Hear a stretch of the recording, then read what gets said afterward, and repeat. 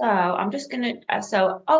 We are recording, so we can start it from whichever point we want. So, are you ready? Okay, you go. Okay.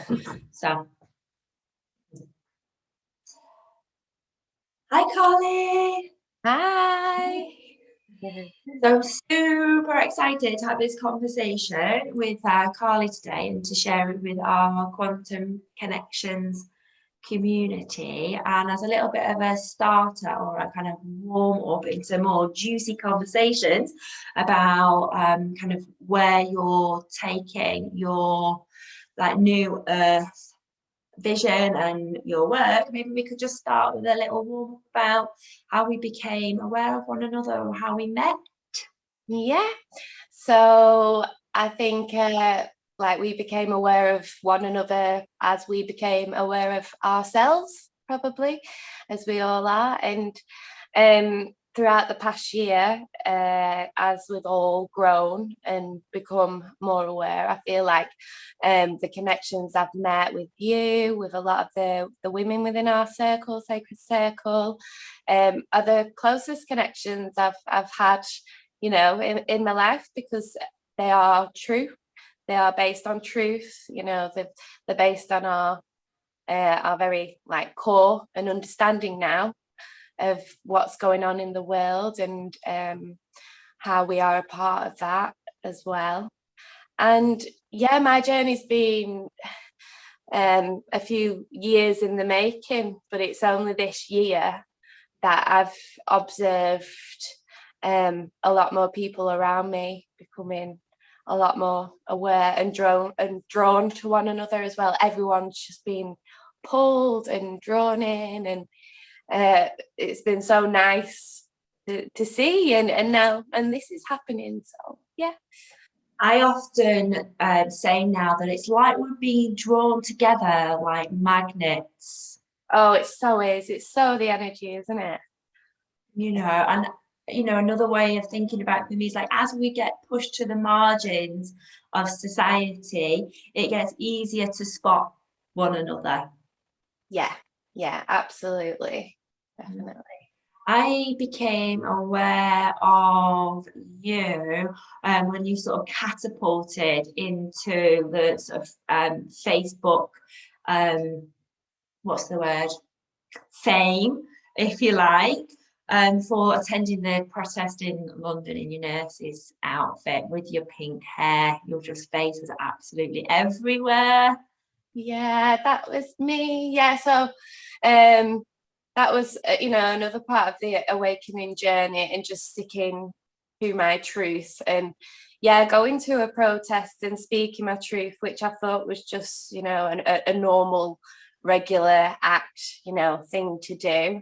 I didn't think I was doing anything wrong, but yeah, that catapulted way out there into the universe, which obviously I was meant to do that. I was pushed to do that. I knew I had to do that. Often like these self-sabotage, self-sacrifice events, which I continuously do in order for the universe. But yeah, that was a great shift in consciousness, for a lot of people, when I came out like that, and I spoke my truth, and I spoke about how I felt and what was going on, and that definitely opened up my network to the people that I wanted in my life, that were true to my truth as well. And you said there's like self-sabotage. So, I mean, I know from our previous conversations that there was a big fallout for you. There was a personal sacrifice that came of that situation. I wonder if you just speak to that briefly. Yeah. So yeah. So my awakening. I'll go back to my awakening 3 years ago, where I was assaulted. I was in a traumatic life event, and I do believe that awakening comes through trauma or practice or both. And mine was both. And from that incident, I basically mental breakdown, had a complete de-wiring of my brain. every bit of programming I was told and I was used to, and this social construct, this hamster wheel I'd been on all my life. And some of the decisions I'd made weren't my decisions anymore. The things that were going on in my life, I began to resent, because it didn't resonate anymore. The person that I wasn't the person who I was becoming. And it took 6 months of really deep work of coming off, mental health medications, and stepping away from that, and actually going in and sorting out that wiring system in my brain, because it was just full of loose ends, let's put it that way. I didn't know what was up, I didn't know what was down, didn't know what was right, didn't know what was wrong. Nothing made sense. And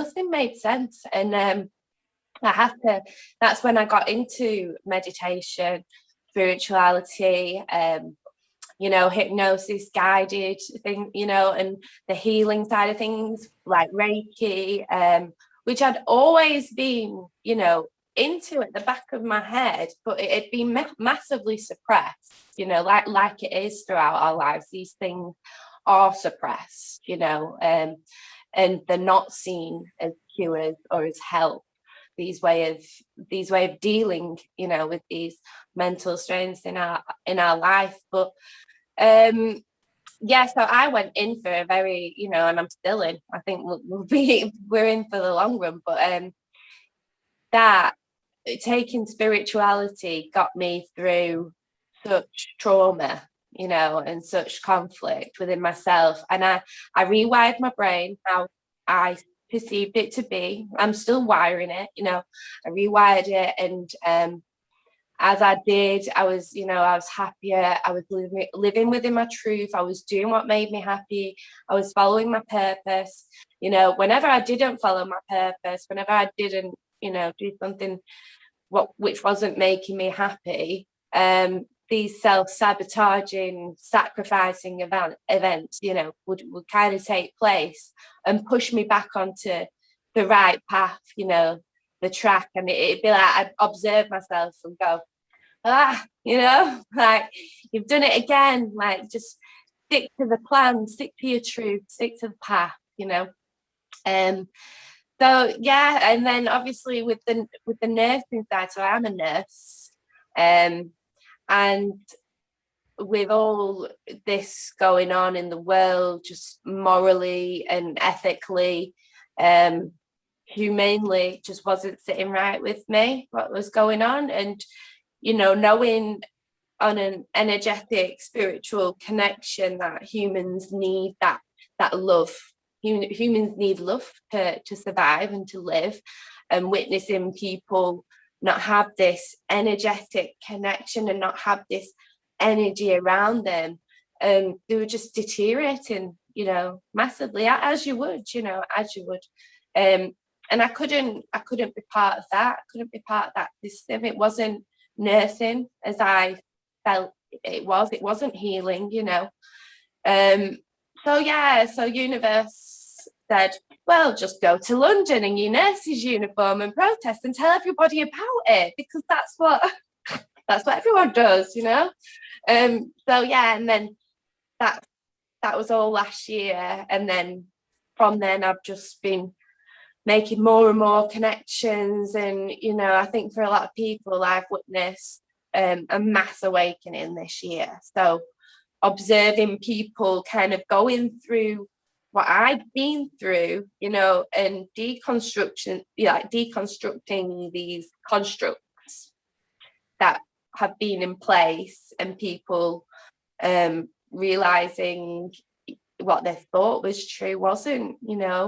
There's a lot of lies, and that's really a traumatic thing to realize, that we are lied to a lot in our lives, and programmed in a way to benefit other systems, So in order, like, realizing that without being absolutely, really pissed off, and stepping away from it, and using that pain and trauma and transmuting it, like the ability to transmute what is going on, in a way to heal from it is now like, that's my path, that's my purpose, that's like my focus, and helping others kind of with that programming and transmuting and the ability to love themselves again, you know, because we don't know ourselves. A lot of people do not know who they are. They don't. And once you discover your truth, you know, you naturally begin to love yourself, and, you know, love others is from it, you know. So yeah, that's been my journey so far. And what I'm hearing there is a really powerful story of you experiencing and coming through difficulty with a renewed sense of purpose and commitment to the spiritual path, and how much the spiritual path has nourished and supported you. And within that, your journey of getting closer to know yourself, and then also being open to receiving that divine guidance, you know, like where it kind of comes in and says, whoa, you know, stick to the path. And that commitment to truth that you've shown, you know, in turning up to the protest in your nurse's outfit and just kind of getting it out there. And now I'm hearing that you're kind of arriving now in this place with this clarity around your purpose. And so yeah, I mean, I love it. Could you share more about kind of, yeah, where you are now and that kind of clarity and purpose for moving forward?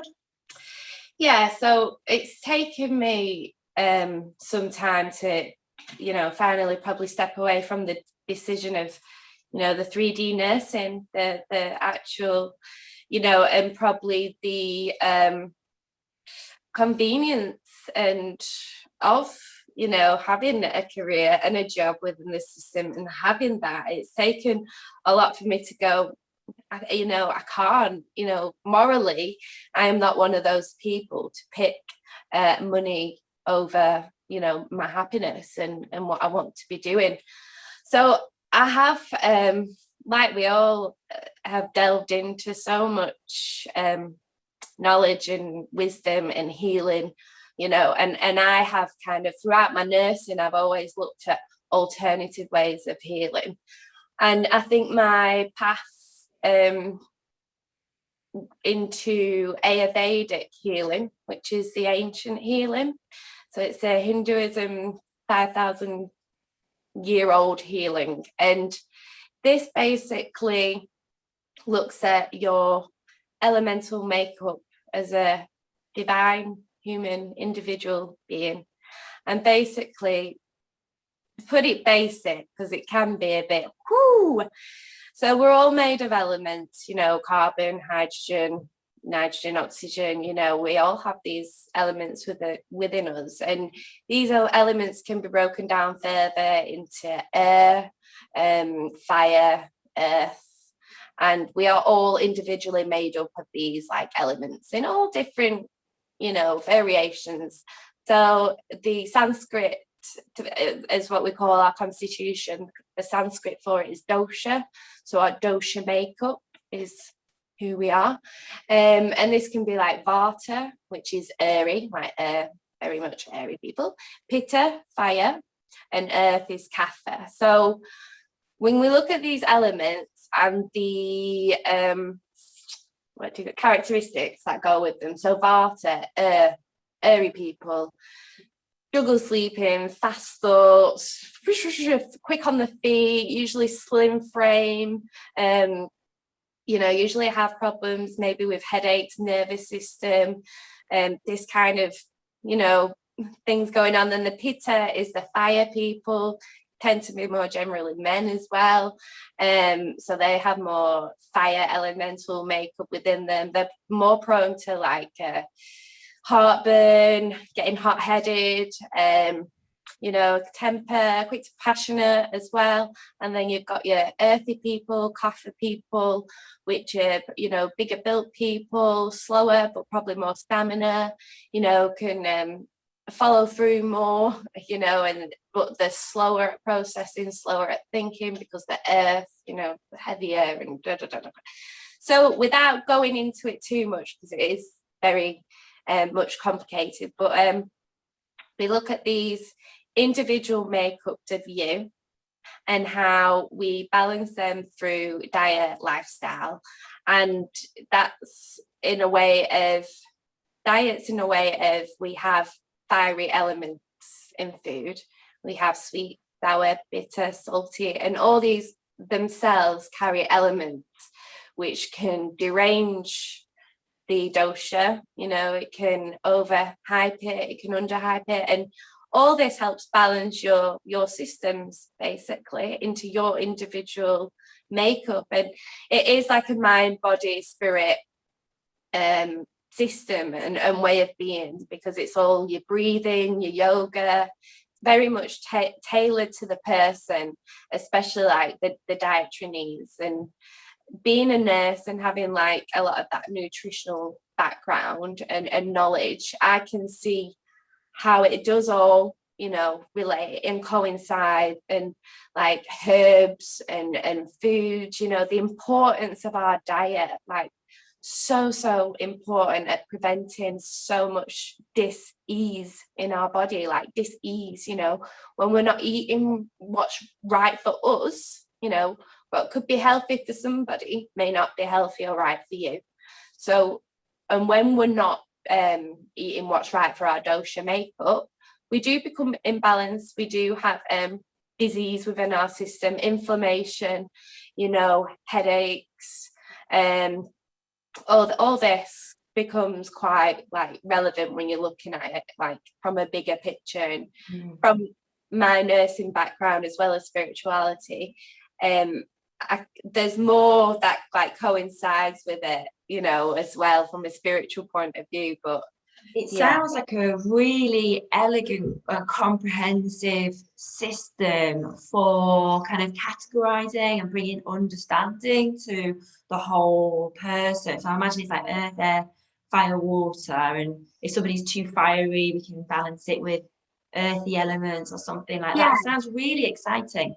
Yeah, it's simply beautiful how 5,000, 10 years ago, 10,000 years ago, they knew all this. They knew how our bodies work. They knew about these makeups. And another bit of healing that I wanted to go into as well is the astrological makeup of ourselves, because that to me is our energetic field and fingerprint, spiritual fingerprint. And there's a lot to astrology, again, that I've like discovered and gotten into and realized, when I looked at my birth chart, when I could read astrology and I looked into my own birth chart, I was like, holy heck, like, this is me. And, it can guide you, it can show you, because, when you're born and those frequencies are in the air, those energies of those planets,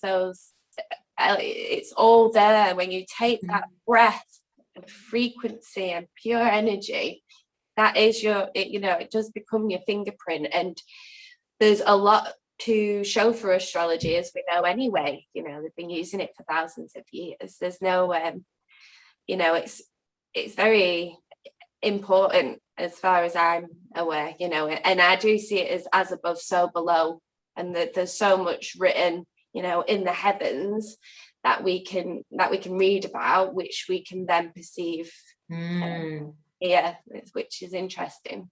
So am I understanding that your sort of vision for working with people will be this sort of like movement between the Ayurvedic understanding and the kind of bringing in nutrition and breath and healthful practices, as well as these like wider, more expansive cosmological kind of coding as well? Yeah, exactly. I love that. Cosmological coding, because it's so important, and I can't leave it out. I couldn't leave it out as part of the healing, because it is something that resonates with me really strongly. And just for the people listening, I just like one of the first time that we met, like in the real, like the face to face, you were giving like an astrological reading to a shared friend of ours, and you were like so in the zone, you were like, I just like was watching from the sidelines, and yeah, I could see that you were really in your passion with it. Yeah, it's like reading a book, you can I love just meeting people and just going, what's your rising sign? Like, what's your moon sign? Oh yeah, I can see what's going on here. Like, I can see, because I'm a Pisces, and I always say this to people, but I'm a Leo rising. You see me as a Leo, you see this person who's very confident, very out there, very, I might be seen as loud. However, I really don't, to me, I'm just like a Pisces, and I'm just like, swimming around in circles. But yeah, I have a really, really strong Leo rising, so I come across as a Leo. And looking at planetary alignments in the houses, when you was born and this and that, you can really gather a lot of your how you are as a spirit, like. So Carly, tell us, are you developing a pathway or an offer so that people can get in touch with you and they can experience this work? Yeah. So I'm putting together, like, it's a work in progress, because like I say, there's a lot like to what I want to offer, but I don't want it to come across too much. So it is like spiritual counseling. I've got the spiritual scientist page, that's my page I set up a while ago, and I want to get back on that. I want to offer sessions, basically, just doing a breakdown of the dosha makeup, elementally and physically. What is your construct? What's your chemical construct that we're working with here? Once we can get the body balance, we can look at the mind as well. We can look at spirit, through astrology, and we'll look at programming and reprogramming, because once you discover these things about your dosha and these things about you, your spirit, this is you, we can look at all that as a picture and say, okay, like, how do we get aligned from here? How do we deal with this programming? Is it like NLP, a bit of neuro-linguistic approach? Is it going to be meditation, diet, yoga? What's gonna get this person through this process of awakening? Because we need guidance. We do need guidance through this process. It's very difficult to become very aware. A lot of people have become aware very, very quickly, which is traumatizing. A lot of people are traumatized right now, and it's offering that guidance and that relief, to find yourself and become settled, basically, in spirit. I love it. I'm just going to offer my kind of brief synopsis of what I'm hearing, and you let me know if it's a kind of fair reflection. Dogs barking. So what I'm hearing is that you're going to naturally be kind of pulling all your years of know-how and experiencing from your kind of nursing, so that arrives with you, and you're bringing the Ayurvedic perspective and understanding and healing modality, as well as the astrological and kind of wider, more expansive cosmology stuff. And as somebody who's on that ascension kind of pathway and awareness, and kind of taking people through a journey and supporting them on their kind of growth journey towards this kind of 3D, 5D ride that we're on. Absolutely. I'm here as the ride buddy. I'm here, I'll bring the sick bag, I'll strap you in, it's one of them, like, I'm here, and a lot of light workers, like yourself, we have to come forward and we have to guide, and this is our purpose, and I'm definitely being drawn and pulled that way. So I'm sure, we'll draw them all in and guide them to where they need to be. I see you. So how do they, is it Sacred Scientist? Is that how people can contact you if they want to find out more? The Spiritual Scientist. Thank you. The Spiritual Scientist on Facebook. It's been a bit dormant. I haven't had the frame of mind to sort it out. Yeah. And but this again, like we were saying, you know, when you text me about doing this podcast and things like that, and I was like, you know what, I needed that kick up the bum again. You know, I needed that kick up the bum to get moving with this and to get healing. I am a healer, I am a nurse, I am here to do that, and this is the way it shall be, you know. And you know, for me, Carly, I'll just offer that it feels okay for me for projects and ideas and dream seeds to just lay dormant for a little while until that message arrives, until that energy arrives, and it's there to be picked up again. And I think that's that kind of, for me, it's that like being in the yin, you know, being in the sort of the balance between the being in the passive and receptive and allowing things just to sort of soften and still for a while, but knowing when we're going to pick it up again. And yeah, I think there's great wisdom in that. Yeah, absolutely. It's going with the flow, and it's going with that yin and yang, and that balance, and you know, and it does come in flows, and you know, and we have these motions of yin and yang, and too much of this or too much of that, and it, you know, sometimes it's nice to find that little balance.